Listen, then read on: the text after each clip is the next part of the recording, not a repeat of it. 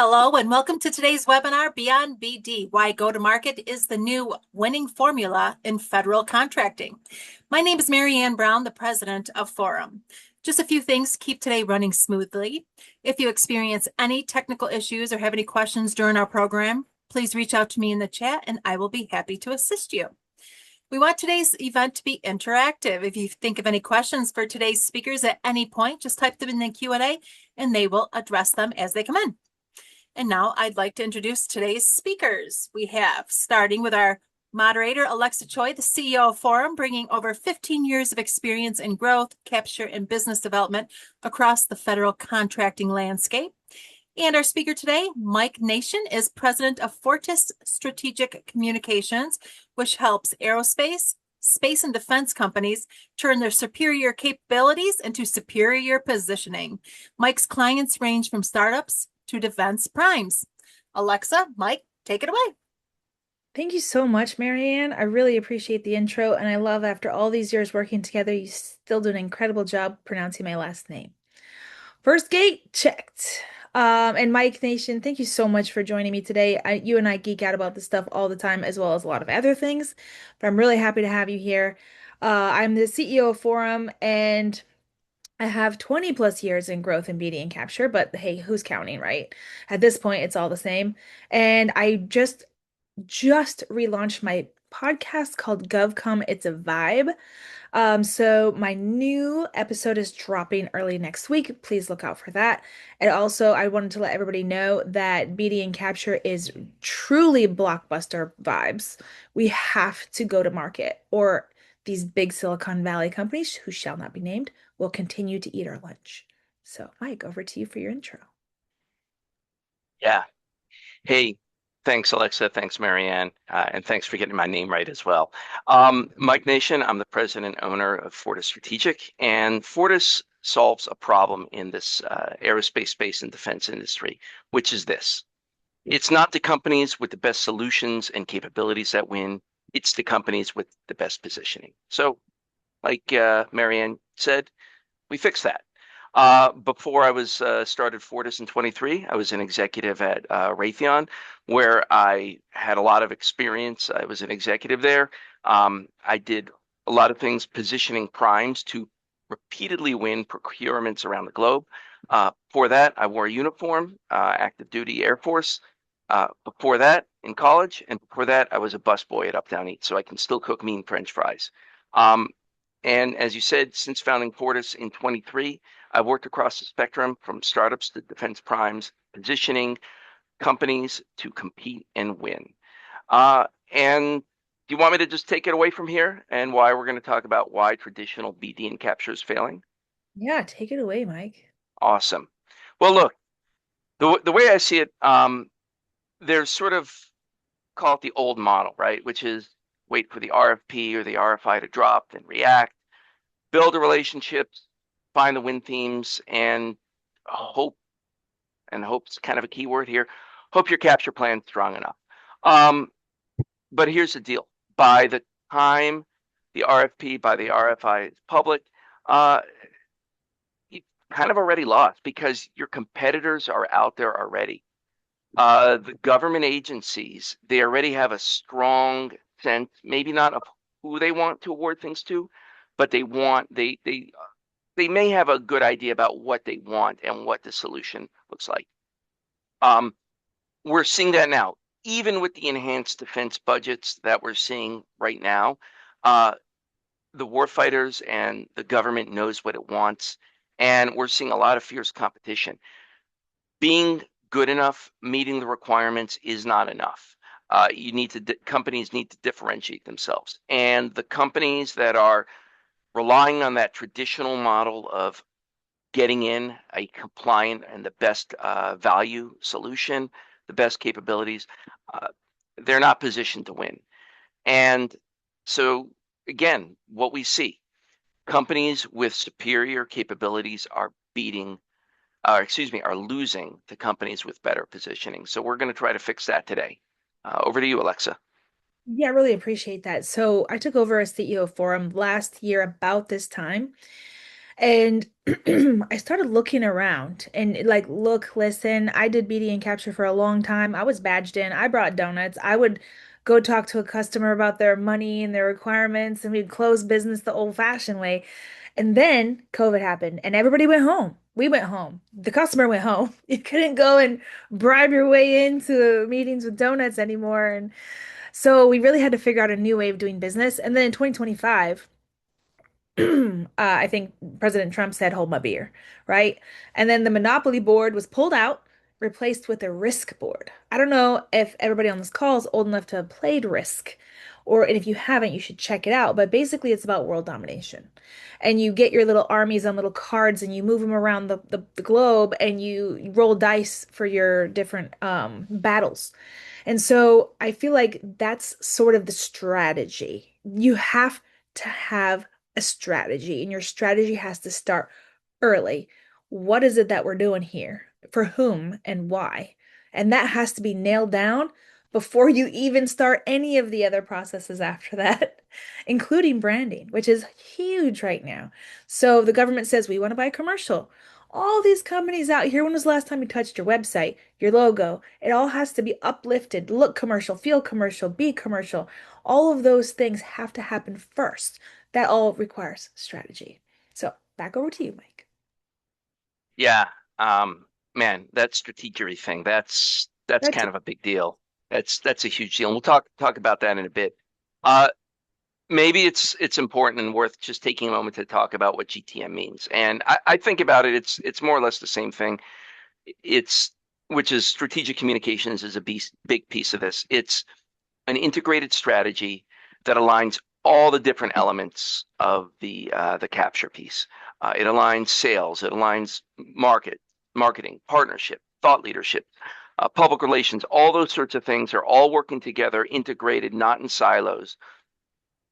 And strategic communications plays a huge piece in that. It's proactive, it's not reactive. And again, that goes to shaping the requirements before you get shaped by them.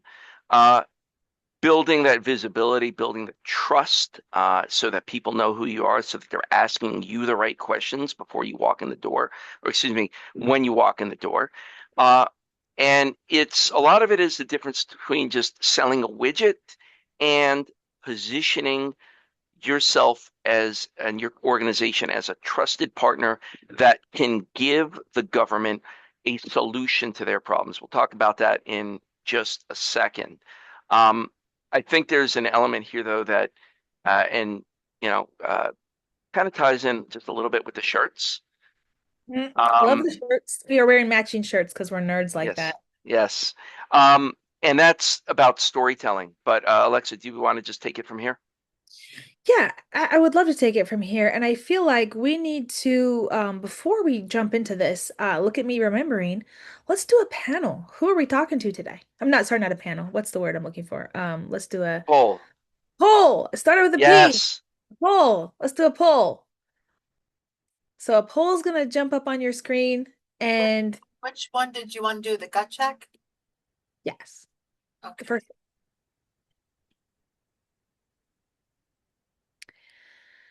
All right, so use your computer, just pick one of these. What are you? What are you doing here? I remember Mike and I talking about this, and I was like, what the heck is a Neo Prime? Apparently, it's one of those companies like Palantir, Andro, one of those big fancy pants companies. So pick one of those.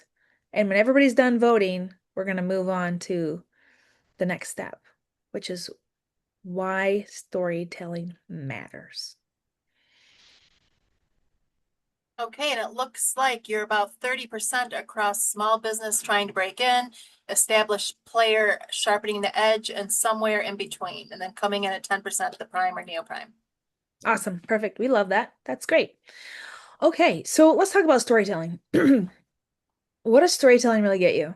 Storytelling gets you buy-in, right? And one of the things I always talk about is that people love to do business with people they know, like, and trust. And how are they going to know, like, or trust you? And by the way, know, like, and trust isn't like it happens all at once. It happens with know. And then like is the second level and trust is the third level. But you have to go through the first one to get to the second one to get to the third one. It's like a dungeon. You have to I'm going to keep going back to Dungeon Crawler Carl. So, you have to go through these gates before you can get to the trust, which includes know and like. So, storytelling is what gets you to the door, right? It's what gets you there. It's what you say, what comes out of your mouth, first, second, and third to kind of start to build that trust, to build the story about why they like you. Are you funny? What is your approach? And then the where it's not hard with one person. It gets hard when you have a team of 100 people. When you've got people deployed on the ground with a customer, you got people inside. You got a recruiter that's telling a different story than the CEO is telling his people on the ground, than the people who are doing delivery are telling the customer. That's when it gets tricky, right, Mike? And the way I think about storytelling and messaging is this. And again, I'm gonna fly my nerd flag. And it's I'm a Dungeons and Dragons nerd, big time. And the way I think about messaging and how you tell a story is your job when you're coming up with a messaging is you are not the hero. And this is what I tell my clients. And honestly, this is one of those breaking points where I can figure out very quickly if a client's going to be a good fit or not, and vice versa. My job is not to make my clients the hero of the story. Absolutely not. My job is to help my clients understand that they are selling the customer a magic sword. And the product or solution or the capability that they have, that's the magic sword that the customer, whether it's the Department of War or whether it's another federal agency, is going to go out and slay the dragon that they're fighting. And that's it. And that's what a story is. That's what messaging is. So that's one of the first things where I think a lot of the messaging, a lot of storytelling gets wrong, is it makes us the hero of the story, and we're not. We're not the hero of the story. It's the person who is buying your widget. They are the hero. So that's sort of the one of the big elements. The other side of that is thought leadership, right? And it's showing up as the people who are naturally the ones who are making the magic sword. It's the people who understand the problems, who understand the world, not the world that they live in, but the world that their customer lives in, and that you have a distinct frame and a distinct point of view. And we can go dive down this rabbit hole for hours, but I'll just say this too. One of the biggest issues that I've seen with thought leadership is that it's neither thoughtful nor leadership. It's talking about the problems that a very, very narrow problem that, of course, it's like only something that they will care about. And of course, the solution is buy my thing. Thought leadership has to be big. It has to be something that the customer cares about, an industry-wide, a large problem. You already talked a lot about relationship building, but I want to just dive into that because part of that, and that goes in the front end, is you got to understand who you're building those relationships with. And one of the words that people don't like to hear is the R word, which is research. It takes time, it takes energy, it takes money, and it's not something that you can always see. But it's the sort of thing where when you have research, you understand who you're talking to, what the agencies, what the organizations, what they care about are, and you can deliver the tactics that matter. The other thing we'll kind of talk about maybe is just how this applies differently to startup versus a prime and along the spectrum. And one of the things that I learned, right, when I came from being an executive at a prime and moving on to working with the startups and all this sort of thing, and one of the reasons why I started Fortis is when I first left Fortune 50 as an executive, I sort of thought everybody was doing these things. Well, that's not the case. But the reality is these things scale. At a Fortune 50 prime, you're going to have access to resources that other organizations are not. Full stop. But on the other end of the spectrum, and some of my favorite clients, well, they're all my favorite clients, but Yeah. some of my clients on the startup, one of the things that they have that large primes don't have is they have agility, they have the ability to execute quickly. But these strategies and these approaches, they scale. Okay, if you're a 10-person startup, you're not going to have the resources to execute a strategic communications campaign that is putting branding all over the Washington, D.C. metro. But you can still be deliberate and thoughtful with your messaging, the storytelling, how you're aligning with the customer. And it's really more the tactics and the implementation that scales, that changes as you go up the ladder. Uh, we'll talk a little bit more about how smaller companies can compete against larger companies in a minute, but I want to just turn it over to you, Alexa, because I think you had some points you wanted to raise about just partnerships as well. Right. So before I jump into the partnership piece, I want to talk about founder-led growth. So I work a lot with small businesses. I work with medium businesses. I work with large businesses all over. But one of the things I noticed was a lot of Silicon Valley companies coming in and with the rise of commercialization and the far rewrites and things like that that are making commercial past performance so attractive. I was like, well, how are commercial companies doing it, right? How are these small companies that are getting outside funding, how are they approaching the market? You want to know how they do it? Founder-led growth. So they create this online persona and they become an expert about something, whatever it is that they're selling. And then they hammer it over and over and over, not just from a thought leadership perspective, from a funny perspective, from a relatable perspective, from a this perspective, and then the company follows them. And then I found out LinkedIn's algorithm does not like it when you lead with just the company. They will bury those posts. But when you have founder-led growth where the founder is posting and getting those likes and reactions in the comments and then the company reposts, LinkedIn will reward that. So knowing the LinkedIn algorithms, being a founder-led growth SME, go look up what that means is a thing. And so at Forum, we have a whole founder-led growth team that does this for customers, that helps them get out there and understand what is your story, what is your thing. Because I have a customer and his thing is that he was a Navy cryptologist and trust matters to him and he was born and raised in the South. So almost every single one of his posts talks about that. And he ends almost every single one of his posts with let's disrupt some shit. I was like, this is my kind of post. Yes, let's do it. And so it drives awareness and it drives that know, like, and trust, which we keep coming back to. Let's talk about partnerships.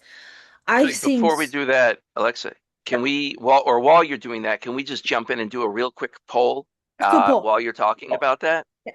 Yeah. So, and then let's talk about partnerships because the poll, I think, while we're talking about that, which is why is traditional BD and capture failing? Let's just do a gut check, and you can be honest. When does your positioning usually start? And we'll just drop that in, and then Alexa, can you just pivot back to the polls? Excuse me, to the partnership Partnership. while people are taking the poll. Yep, Marianne, if you pop the poll up, the one about Be honest, when does your, yeah, that one. Yep. alrighty. When does your positioning work? Yeah, anyway, I'm not sure how that got cut off, but I think you guys all know what we're asking. So go ahead and respond to that Well, poll. it says that in the question, what you're seeing is cut off, but the people Oh, see. oh, I see, I see. When does your positioning work usually start? Okay, so let's talk about partnering. I'm going to tell a story. I like to do storytelling. I'm a big believer in it. So I used to work for a smaller sized, actually, they weren't even medium yet. They were a small company. And I was brought in to help them lead the partnership thing. And I was like, okay, so how do we do partnerships today? Okay, so we get in a room and we start talking about deals. And it's like, who knows somebody that does fill in the blank thing? Who's friends with somebody that knows somebody that does fill in the blank thing? And it's usually at the deal level, at the exact moment in time that you need them. And then you keep going back to that same company. So what happens here is you end up working with the same companies over and over, and you don't expand outside of that or really have a strategy. Again, you're going to hear me say no like and trust and strategy more than probably anything else today. So strategy is like, okay, I know based on the signals that I'm seeing that service disabled veteran owned is becoming critical. In fact, one of the smartest companies in the industry just bought one and they're looking to buy another one. Why? Because they're smart. So service disabled veteran owned is the most coveted status right now. If I don't have a cadre of 4 or 5 of them that are spread out across every single vehicle, I'm doing myself a disservice because my recompetes could slide service disabled. The new deals that I'm chasing could slide service disabled. And if I don't have a strategy for that with companies that I know, like, and trust and know, like, and trust me, where I can come to them and be like, my recompete just dropped service disabled. It's due in 2 weeks. Can you prime? Can we do an over under?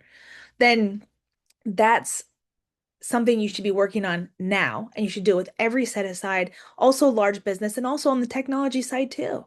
The government is ripping out ServiceNow, putting in Salesforce, and vice versa, and across the federal market. So you need to have your technology partnerships lined up. You need to have all of these things done before you start building your pipelines years and years out, or you're going to be stuck in that reactive mode of who do we know? And also, not for nothing, if your BD people walk out and leave you, your relationships with those companies that you've worked with walks out the door with them, as well as your pipeline. So get ahead of that. Mike, over to you. Oh, sorry, we can talk about the poll, Marianne, if you wanted to talk about the poll results, and then we'll go over to Mike. Sure, it came in the highest. 60% of people said they continuously are working at whether they have an opportunity or not. Love it. Awesome. Good. That's as it should be. Let's talk about strategy though, because I think that's a key piece of this. And this is something where, and I'm not going to name names, this is with a client that I respectfully declined to work with. Because one of the things I think about is, and you know, I'm a big, not the biggest South Park fan in the world, but I am a South Park fan. And there's a very famous episode with the underpants gnomes. And if you're familiar with that episode, there's phase 1 where they have a very clearly defined thing that they're going to do. Phase 2 is a big question mark, and phase 3 is profit. And you know what they're going to do, and what they're really missing is a strategy piece, and there's the execution. So I would respectfully offer, though, that phase 2 is always going to be a question mark, and phase 3, the profit, is never going to happen until phase 0, which, with all due respect to the creators of South Park, they don't talk about. That's okay, because that's not what the show's for. But until phase 0 happens, and that is strategy. And that's really, it's the thing that needs to happen first. It's the thing that a lot of companies don't want to invest in, because it's not sexy and it's invisible. And the phase 1, which are the tactics that you execute, that's visible. The phase 2 is always a hazy question mark, though, if they're just executing the tactics. And to get to that phase 3, which is the profit, the return on investment, that's never going to happen unless the strategy happens first. And it's just one of those things, you do get what you pay for, or a lot of times you don't get what you pay for. You're going to get outputs, not outcomes. So let me give you a real world example about what I mean. This is a company, and I'm not going to mention their name, but they built the credibility with the agency before the procurement, and talk about how that paid off. So this company, we did a lot of the strategy work up front, figuring out who we're talking to, what the message is, what the desired outcome is, all those sorts of things. And that was the bulk of the work. Then we went off and we executed a number of very tactical press interviews, press engagements with a few select trade publications. But in each and every one of those, our message was delivered, and we had a very high level of confidence that the right message was going to be seen by the people that we needed it to be seen by. We did 2 things. One, my client had a number of meetings. This happened right before the AUSA trade show. So my client went off and emailed these articles with the people that they had the meetings scheduled with. So that was one element of the execution. But the other element that happened, and this is one of those things where luck meets preparation planning, is that a customer that they had been trying to get a meeting with, completely different audience, Navy customer, also happened to read this article. And my client was at a trade show, or a member of my client's team, excuse me, was at a trade show in Hawaii. And this Navy customer actually sought my client out and said, "Hey, I read this article and I want you guys to bring your system to an exercise, and so we can actually see this system in action." So that's sort of what I mean, where there was an output, but there was the planning that happened beforehand, and it led to the execution. It led to phase one, phase two, hopefully phase three, which is from seeing the system in action, is where that road leads. Although, as all of you in this industry know, it there's a lot of time that happens between actually a contract and or an opportunity and money. So that's sort of where all those different phases come through. Why don't we go ahead and do the next poll while we're talking? I'm going to just bring up one other point, and this is where companies are. Poll number 3. If we can cue that poll, Is it the South Park? Marianne. It is. If we can cue that poll, if you can tee that one up. Can you read that one for folks?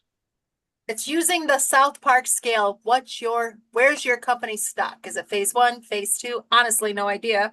Phase 3, already seeing ROI, or phase 0, started with strategy first. Awesome. Okay, cool. So let's continue. The other point I want to talk about is the role of consistent visibility. And that sort of goes to what Alexa was talking about, which is what I was talking about, which is the more a customer or somebody sees you, the more that they trust you. And that's just something that's hardwired into us as humans. It's something that's evolved over millions of years. That's just how we're built, that there's just trust with familiarity. But that's important. Now, the way that this kind of matters for companies that are trying to compete alongside the primes and neoprimes, or companies that are competing against other well-resourced companies, is, as I mentioned earlier, you're never going to be able to outspend these organizations. If you can, that's sort of one opportunity and then one approach. But my thought is, you don't want to go toe to toe. You will lose. It's always better to zig where they zag. And this is where you have to sort of work through that same 4-step sequence that every one of my engagements begins with. You have to research, you have to plan, implement, and then evaluate. So you have to sort of research where are opportunities and things to talk about being left on the table. And from there, you can talk about things or engage in ways and manners that your competitors are not. Do we want to look at what the poll results are before we kick it back over to you, Alexa? So phase 3 came in at the highest at 38% with already seeing ROI. And then phase 2 and phase 0 were tied at 25%, with phase 1 only coming in at 13%. That's actually really good. That just means that people are already starting to look at go-to-market over BD and capture, which is important.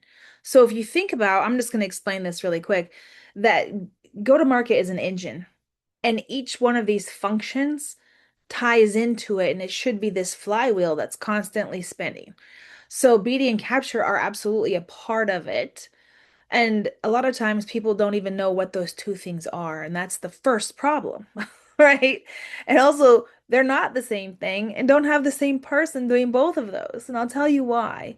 Your BD people are your golden retrievers. Your capture people are your cats, right? We're talking about winning friends and influence versus a cat, who is like the art of war. How do you win? What does it take to win? So those are two different job functions. Those are two different personalities. And if you put them in the same person and expect that person to be successful, they're going to be better at one than the other. Both of those are critical functions that should be done as part of a go-to-market function. Okay, I'm going to pop in here and talk about forum for 1 second and why this matters. So I've always been a big fan of events, right? But what happens a lot of the times is somebody will be like, hey man, are you going to ELC? And you'll be like, oh, what is ELC? Oh, well, that's only one of the biggest premier events of the year. You should go. Okay, well, I'll sign up for it. Sign up for it, and then I forget about it, book my hotel room 2 weeks before. I'm like, oh crap, I'm going to this big event. I don't have anything planned. So one of the things that Forum does really well, two things. We have some of the most premier events in the business. And this is actually what we've been doing for 10 plus years. So we have a lot of different events, a lot of government attends, a lot of industry attends, and provides the opportunity for government and industry to connect. This is actually our core function at Forum. When I came on, I started the consulting business. And one of the things I consult on the most is your event strategy. And it's not as basic as like, oh, hey, these are the events you should go to. No, no, no, no. I take your pipeline, I take the events, I get events that you haven't even thought about. We align the whole thing and then we build you a plan. 30 days out, 15 days out, T minus 5. What are you doing each one of those steps? Who are you setting up meetings with? What are you going to say at those meetings? What collateral are you handing out? What are you expecting to get out of it? And then there's a post-event mortem thing that you do to make sure that every event has a clear ROI mapped back to your pipeline. That's event strategy. And that's one of the things that we do. But it goes along with like panels and webinars and networking is all this like visibility, trust signals. You want to get those trust signals out in front of the customer as often as you possibly can. So Mike, if you're talking to a company that's never done any of this before, this is all brand new. All they know is that they want to support the American citizen in GovCon. Where would they start? Yeah, well, hiring Fortis, of course. No. Look, I think there's a few things that folks can do, right? Um, I think one of the things you talked about is really it's thinking about GTM as the great equalizer, and it doesn't require the budget of a prime. But what it does require, and this is where strategic communications comes in, it's the consistency and the clarity of message. Um, the in my mind, there's a number of sub-elements of the messaging piece. Figuring out who you're talking to, that's key. Figuring out what the strategic objective is. What's the business objective that you're trying to achieve? Not what the message is that you want to deliver, but what do I want the customer or whoever gets this message to do? I want them to take an action. What is that action? And then working backwards from there and delivering, building out the messaging that will push that person or that organization to take those actions, award a contract, shape RFI or an RFP favorably in my favor. And then there's a consistency piece, which is the tactical execution. And that's figuring out what's my strategy? How am I going to deliver that message? Am I going to be using advertising on the side of the metro? Okay, cool. If I've got a gajillion dollars, awesome. Maybe LinkedIn. Maybe there's other different channels. Maybe we're using press engagements, but it's really figuring out and walking through that and figuring out how am I going to get the message to the right person and to the right people so that they will take the actions that will help me achieve my objective. One of the questions, though, I have for you, and actually, let me come back to that, Alexa, before I ask you that question. Because we sort of talked about companies that are starting out, but for established players, it's really getting a competitive edge, right? Look, it's competition is brutal. It's a dog eat dog world, and sometimes you got to throw some sharp elbows, and it's a competitive discriminator. Because if you strip away the superlatives, right, every company has the smartest people working for them. Every company has the best products and solutions. I mean, my God, I would pay $1 million. Well, not really, but I would love to see a company saying, hey, we can't have a mediocre product and our people are, they've got 110 IQs, but buy from us, right? So it's coming out and differentiating and figuring out where you're different from your competitors and throwing those elbows and figuring out how that you can position yourself as an established player in a way that gives you competitive edge. Um, one of those edges, and this is something that I wonder about because it's something I really suck at. Uh, so Alexa, it's branding, and can I'll ask about a different AI, which is, hey Alexa, tell me why I can't use Claude to build me a brand kit and to make my branding awesome. Oh, this is such a good question. It's also funny because I have a lot of developer friends who are like, just like banging their head against the wall with all these vibe coders. And hi, I'm a vibe coder, so I'm one of the pains in the ass about I can vibe code anything. Why not? Right. But on the flip side of vibe coding anything, you have the people that feel like they can brand anything. Because why? Because they have a Claude design subscription and you can go in there and make things look pretty and kind of make sense. But here's the thing. I was selling Stratcom for months and months, and then people started asking us for branding help. And it took me maybe one meeting with a true branding strategist to realize I had no idea what I was doing. Those are two very different things. Stratcom is the who, the what, the why, the this, and branding is what is the promise you're making to the customer? What does it look like? What does it feel like? And why are they going to buy it from you? Right? So I was on a call with this guy and he blew me away. He said something like 98% of why you buy something is color. What?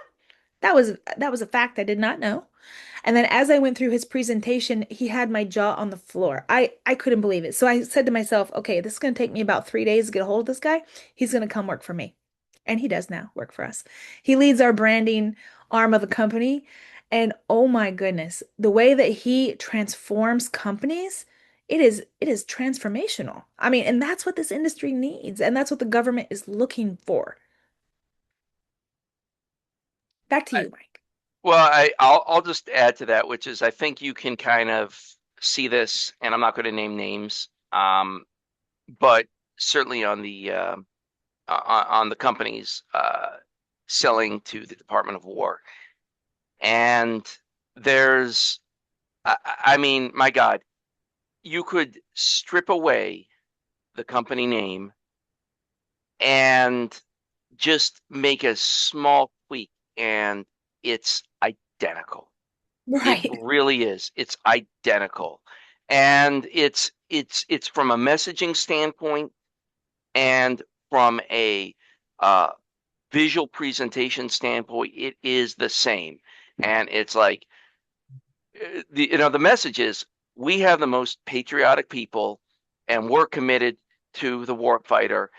Right. And then they'll show the ubiquitous shot of a factory with an American flag in the background. And Right. and there's like some, and I don't mean this, I mean this in the most respectful way possible. Some SEAL Team 6 looking guys out there doing something very tactical. And that was cutting edge and that was innovative in 2020 when Anduril did that Right. because nobody was doing that. Right. Now you are just another Anduril knockoff wannabe, and that's how you present. And maybe that's part of a deliberate strategy, if that's okay, if that's what it is. I would offer for consideration, and the reason I'll say 85% confident is because I've done this experiment myself, is that it's they're getting a chat GPT or a Claude output and they're like, hey, we're going to do this on the cheap. And they're not doing the homework on the front end, or they're lazy, or and because if you think about how AIs work, they're drawing in, they're hoovering up vast amounts of information, and they're spitting out what the mean is and what it is. So it's not memorable. Now I'm gonna talk about one company which I have no affiliation with, but I think they do a pretty darn awesome job, which is Defense Unicorn. And first off, their name is memorable. Like what the heck?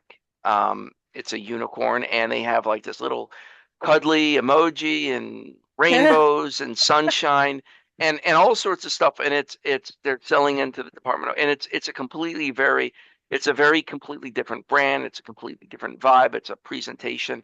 Um, I I'll be honest, I'm not a IT nerd, so I don't fully understand what they do, but I do know that they're doing it well because they're getting a lot of contracts and they do speak the language of the people who are buying, and that's what you really need. And it's really memorable, and they're doing a great job of it. So there's a whole lot of, there's art and there's science. Right. And you can vibe code your way to you can vibe code your way to messaging. Uh, and I'll be honest, you can probably get something that maybe won't embarrass yourself, maybe. That's not that that depends. Uh, but you're not going to get a good product, and that's the bottom line. So sorry, this is live. I kind of went off script a little bit with a rant, but No. I want to talk about defense unicorns for a second because I'm very familiar with them, and I also have to say I love them as well. They do one thing super well that almost nobody else does. I think steampunk does it too. But what defense unicorns does super great is talent branding. And what does that mean? So we are in a services business, most of us, unless you're a product company, and we're moving towards a solutions business, right? Where a lot of these services businesses are adding on accelerators, whether they're AI or products or whatever, to sell the solution rather than like the people. But at the end of the day, people are the product. That's never going to change. We're in business. So the people part of it, right, is like how do you get the right talent in the door? So what Defense Unicorns did early was they hired the best recruiters in the business. They got the best branding company. They put those two things together and they hired the talent to build the business, to work inside the business, to work on the business, and then to work outside of the business on the business. So when they're handing out, and I'm looking at my computer, because I have Defense Unicorn stickers. When they're handing out those stickers to their customers, and their customers are like, this sticker's awesome, I'm putting it on my laptop. Now your customer is advertising for you. And that was brilliant.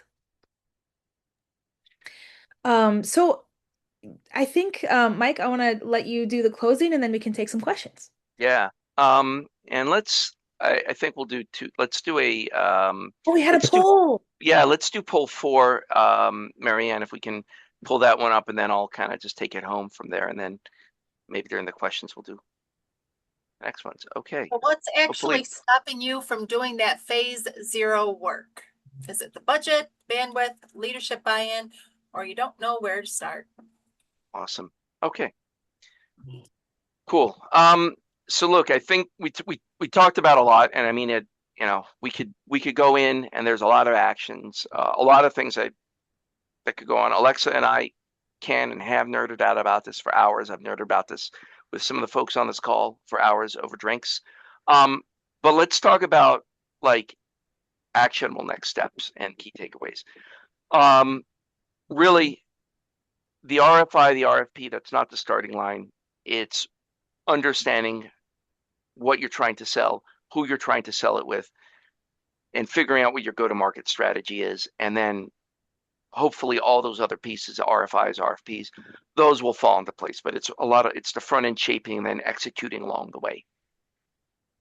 Actionable next steps, things that you can do after you get off the call.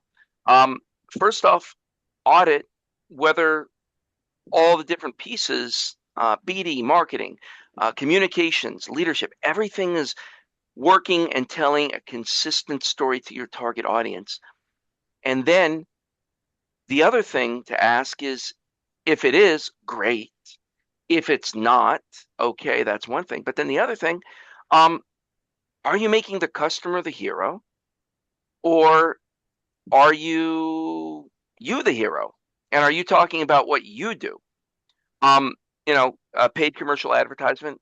Fortis does these for clients, among other things. But these are just some things that you can do yourself.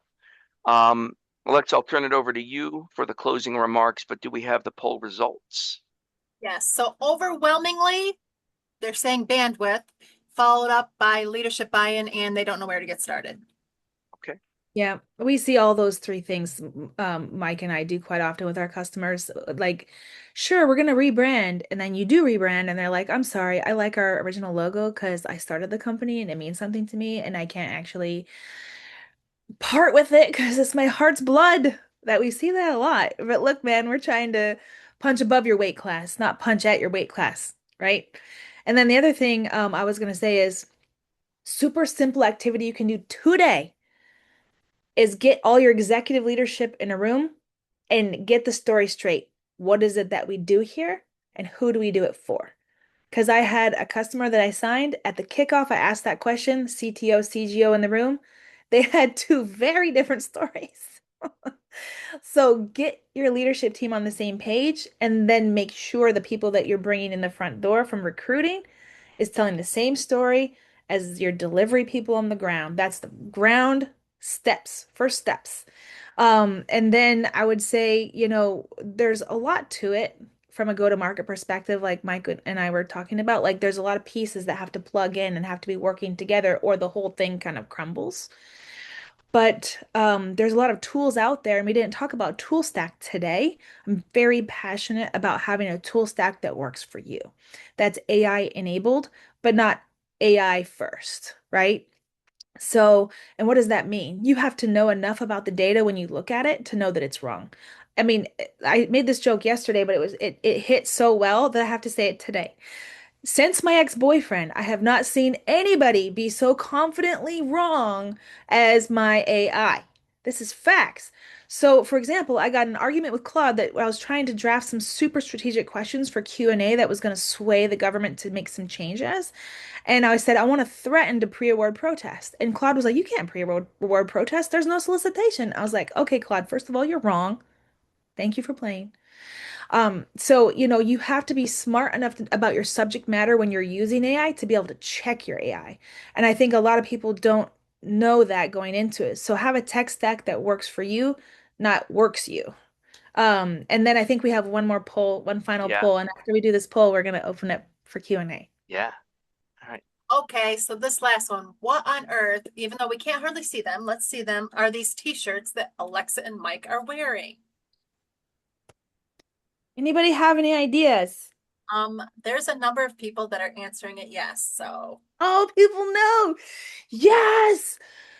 Awesome. We and love a that. few no clues though, so you might want to explain it. We are going to explain it. I'm not going to explain.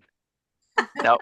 Nope. It's if you know, you know, and if you don't, the internet is a thing of wonder. Google it. Mongo is appalled, Mike. Mongo is appalled. Yeah, yeah, yeah. All right. Let's shall we open it up to Yeah, shall we open up to questions? let's do it. Also, Trevor did mention that he just wants you to know that that's not what a tortie is. Is that the right word? I'm saying it right. Of course, Trevor would say that. Yes, Trevor would say that. Thank you.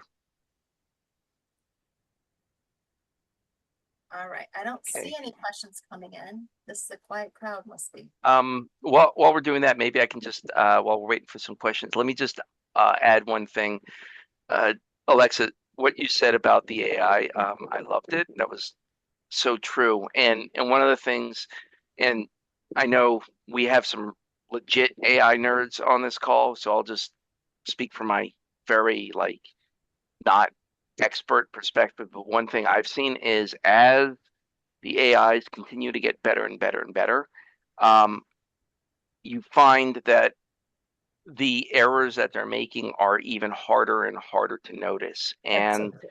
there have been some studies where generating an image of a rose, and it will generate what looks like a perfect rose, except it has like the wrong number of petals or an even number when they should have odd or something like that. And I see that all the time with my work, with what I'm doing, because it's like these real subtle nuances, and it's really dangerous because they can be ridiculously expensive mistakes. Um, True story. Not I don't think they registered, but I've seen companies post images of like in advertising, like not fictitious fighter planes, but like 2 years ago, and I've got snapshots. A company used an image of a British plane, the British aerial demonstration team, to celebrate the 4th of July. And I'm like, okay, either that's an epic troll and you've got a great sense of humor, or you guys are clueless. And then I looked at the profile of the person who posted, and the guy didn't have there was no irony done. So those are some of the challenges you have. Do we have any questions? While we're waiting for questions to come in, I'm going to riff off this just for a second. So, I talk to people a lot about building pipelines. It's something that we do in this industry. We take a lot of pride in it. And I was talking to somebody that's like, yeah, I actually went and asked ChatGPT to build me a pipeline 18 months out. I was like, well, do you have an API of a data source plugged in that is attached to anything that's going to back that up? They're like, nope. It just, oh, my chat is so smart. It just went out and found it for me. I was like, okay, wow. Are you going to actually gate that with your leadership? Because you might not have a job after you do that. Gate, So, right? yeah, you know that SAM.gov and USA Spending both have APIs. And by the way, if you're not using a tool that is actually fixing the data, then you're also going to run into issues where the government themselves enters it in incorrectly and the data is not connected correctly. Ask me how I know. So then the data that you're going to be putting in both of those APIs could actually send you down some wrong rabbit holes. So what do you do? Okay, Use. we have a question when you Okay. get a second. Okay. No, no. What's the question? Okay, so with the move from business development to go to market, do you see the same sort of transition in the GovCon industry of services to products?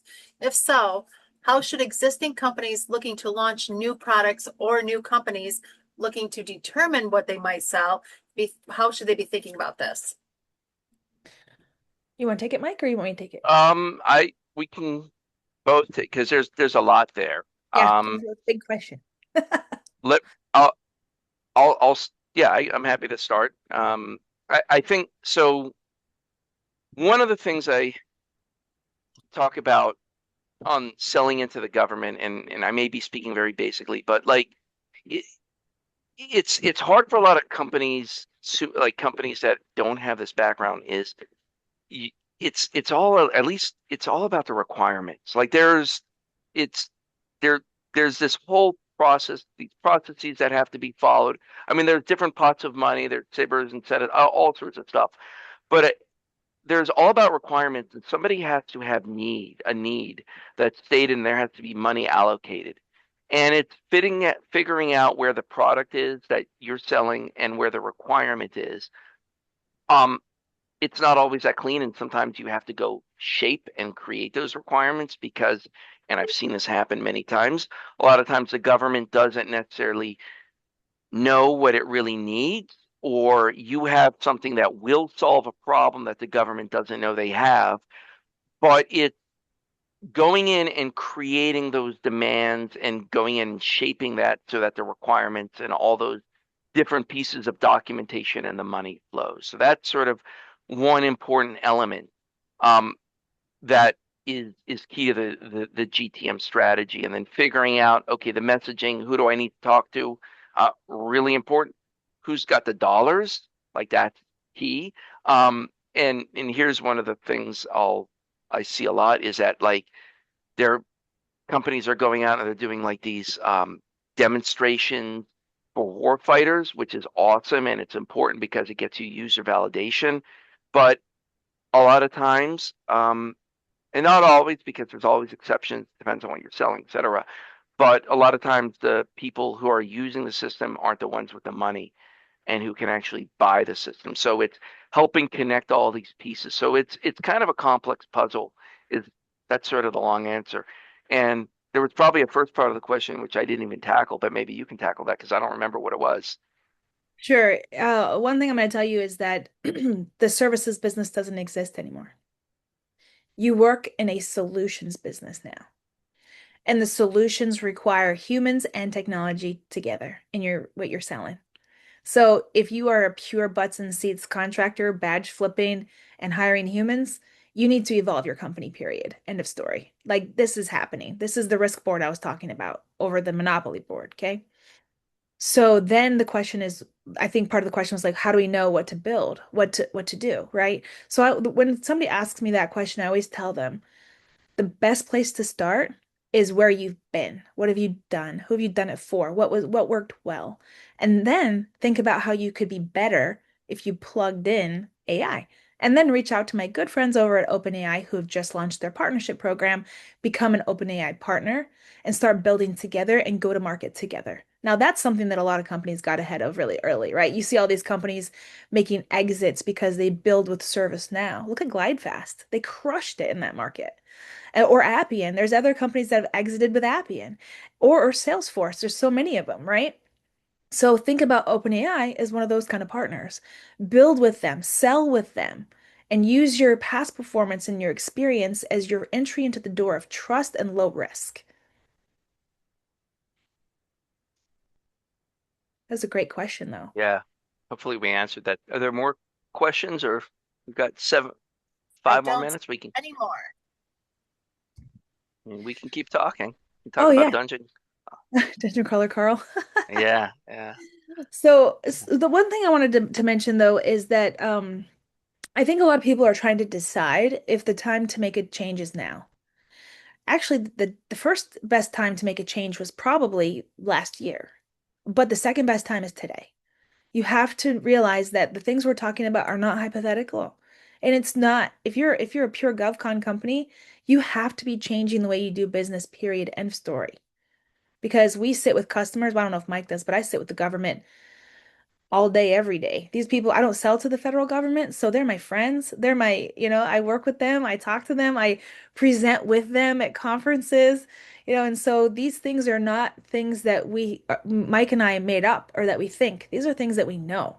And we're trying to give you the tools and the skills and the energy to go out and say, you know what, we're going to do things differently starting today. Yeah. And one of the other things too, right? And this is actually a big shift that I've seen because I've been in this business for a long time.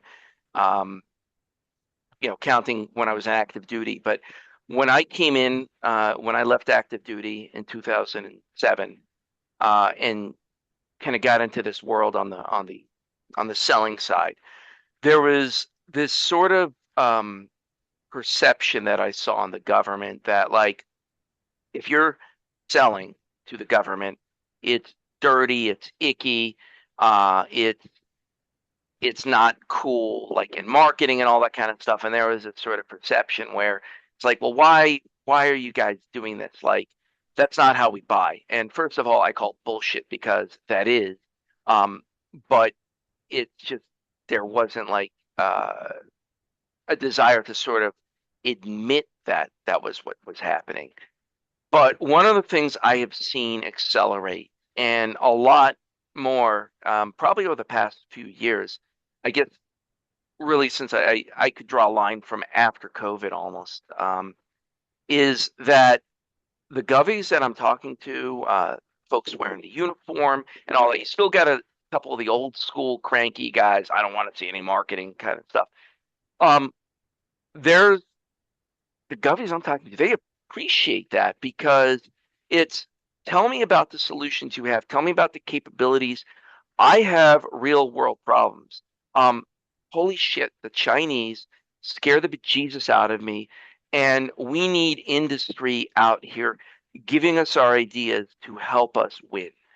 And so that I think that I agree 100%. Like there's a lot of goodness out there. Now you don't want to be icky about it, used car salesman, but there's a right way to do it. Be a partner. All the things we were talking about, developing the messaging, giving them the magic sword that they can go out and slay the dragons. All these sorts of things that you can do.